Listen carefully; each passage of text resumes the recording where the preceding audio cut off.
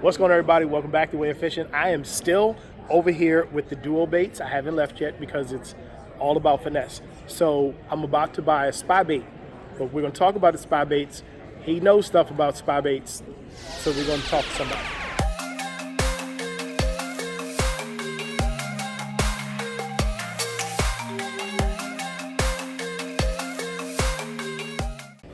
Okay.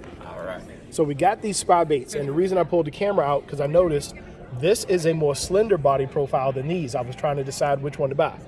So you're saying, you okay being on camera? Yeah, absolutely. Okay. So you're saying that there's a reason for the difference in shapes. Absolutely. So educate us. Yeah, so the original, the first bait that came out was going to be the 80, the Spinbait 80. That was kind of the flagship that came out for Duo.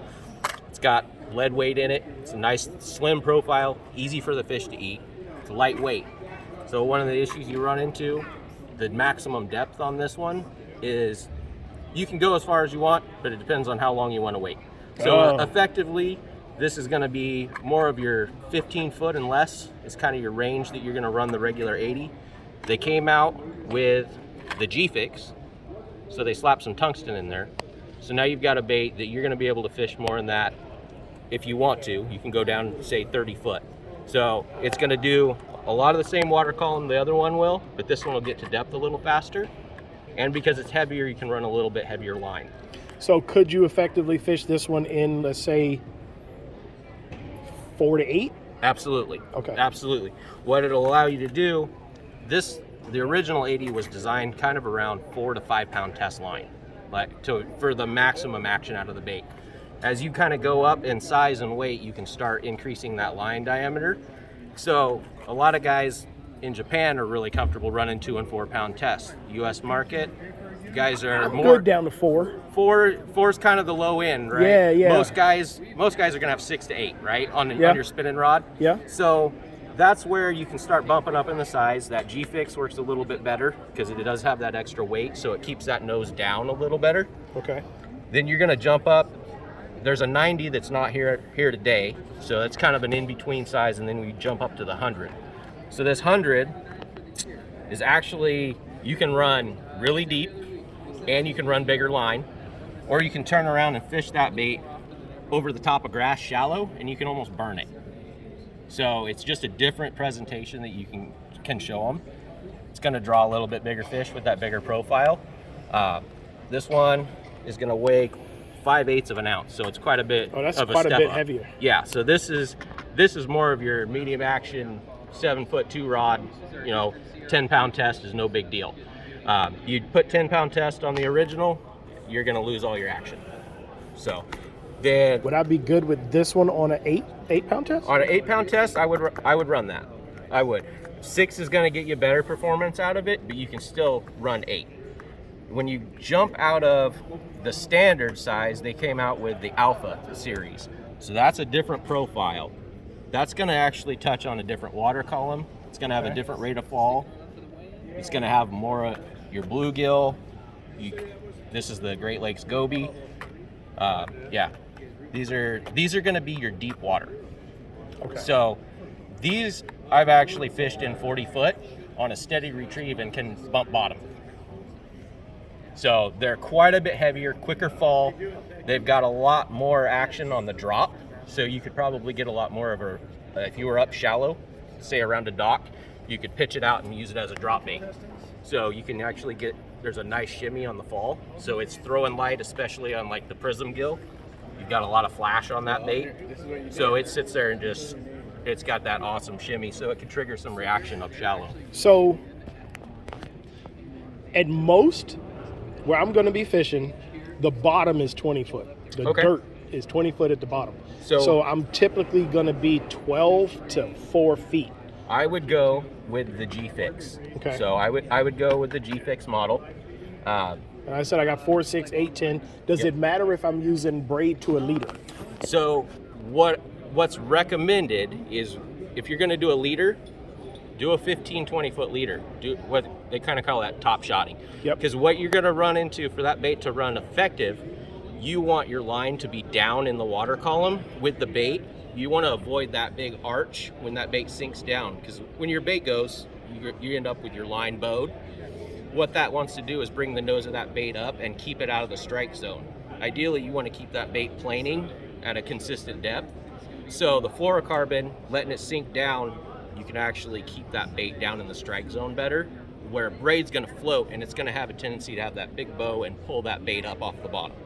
So I run probably a 20-25 foot leader when I'm throwing those, and I'll actually cast it out, let it hit bottom, and then I'll almost shake the line to get that bow out, and then start. So I'm gonna interrupt him because I finesse fish quite a bit. Let me see if I can get you the shot. Yeah. And I've always had people tell me, do straight fluorocarbon on the reel, don't do a leader, don't do this. That just now was the only to date effective discussion around using a top shot or not using braid to a leader that I've ever gotten. Everyone else's explanation is horse pucky, and they're reaching in a bag and they're just saying something that isn't logical. It doesn't. It rationally, it's just like you just want a reason to defend your position. But that actually made sense with how the line behaves. You see the difference between somebody just telling you this is what you need to do versus explaining how the mechanics of something work and what may be better as a change. Okay, this is how we learn. Okay, so back to our instructor. Well, I'll give you credit for that though, because a lot of people, even Gene from bassresource.com, when he talks about drop shotting, he tells no braid leader, straight fluoro. And I'm like, most people don't have the patience to deal with fluoro on a spinning reel. So and that's kind of the compromise. You got baby that stuff. So when I'm doing my finesse stuff, I mean, I went up to Bullard's Bar, and when you're fishing there, 25 is shallow, right? Wow. So we're catching fish in 40, 50, 60 foot of water sometimes. Well, if you run straight fluoro, I don't care what anybody tells you, if you look at the scientific measurements, fluorocarbon has stretch. All of it Yes, does. absolutely. Some of it as much as mono. But on those deep bodies of water, if you run straight fluoro and you got 60 foot out, you've got a lot of stretch to combat. You're running a light hook. You can't use a real stout rod. You're going to start straightening hooks, things like that. You're going to be breaking line. Yep. You lose sensitivity. I don't care what you say. That stretch, you lose sensitivity. So that top shotting kind of is that happy medium to where that braid is going to limit your stretch overall for that distance.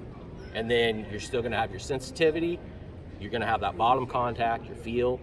But then you've got that fluorocarbon to distance it to where you've got that more natural presentation in the water, and the fish aren't seeing the braid. Nice. Okay. Well, I'm going to get, you said to get the 80. I would get the 80, and are you fishing clear water? What are you fishing normally? Clear to moderate color. Okay. So super clear, that's a good color. But if you got a lot of sunny days, get the flash. I mean, it's a preference. You're gonna go with that guy? Yeah. I mean, that's gonna be a good bait. Yeah. I've got that one. I've caught lots of fish on that one. The only thing, I'm gonna end this video. I appreciate y'all for watching my videos. The only thing that worries me about throwing something that nice on my finesse gear is a lot of our bodies of water have striped bass. We're connected to the Chesapeake Bay and the ocean, and if a blue cat or striped bass grabs this, I'm done. We also, I don't know if y'all have, you ever a bowfin? I know what they are. I don't have any in Oregon. We have lots. We also have gar. So if a bowfin grabs this, I had a bowfin grab a crankbait the other day, almost broke my net. And that bait's gone. So I'm gonna buy this for $10. It's good. It's a show price. That's a show price, right? That's a show price. I can't help y'all out with that. But yeah, $10. Maybe we'll catch a fish before a bowfin eats it. But I don't know. But thanks for watching Way of Fishing. Get out there and fish your way.